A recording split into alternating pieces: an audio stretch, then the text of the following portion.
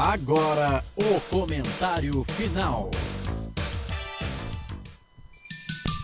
Carlos Corsato. Transmitia ao lado do Wendel Coral, ao lado do Albert Cavalcante, do Marcelo Corsato, o empate no derby número 207 entre Ponte e Guarani. Guarani Ponte no estádio Brinco de Ouro da Princesa. O mandante o Guarani, na ótica do Bugre. Albert Cavalcante, o que você achou do resultado 1-1? É um empate com sabor de derrota, né? Pelo resultado, obviamente, né? Um derby, o Guarani na situação que está, né? Ainda continua na última colocação. O Guarani que jogou totalmente diferente, né? Não nominalmente, só houve uma mudança na sua volância, né? Onde o Lucas Araújo, o eterno reserva, não era utilizado pelos seus antigos treinadores. O Pintado acabou, né, trazendo ele para ser como o titular.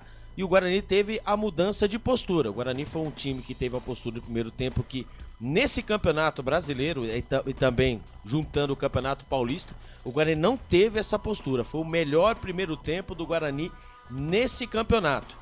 Porém, entretanto, o Guarani ele sofre com os problemas individuais.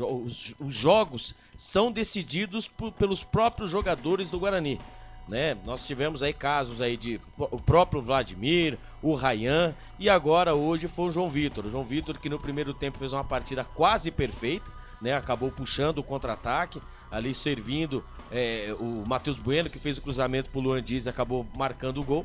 No segundo tempo ele acabou ali entregando a paçoca, acabou fazendo a falta e foi expulso. E depois o Guarani só se segurou e continuou se segurando. Está na última lugar do Campeonato Brasileiro. Beleza, Albert Cavalcante, vamos lá. O Wendel Coral, dos lados da Ponte Preta, o que você fala desse jogo? 1-1, a Ponte saiu perdendo, foi buscar o empate. Particularmente falando, eu não gostei, viu, Corsato? A Ponte joga com um homem a mais a partir dos 13 minutos do segundo tempo, faltou um pouco de ambição ali, quem sabe um pouco de coragem pro técnico Nelsinho Batista, que não colocou o time à frente.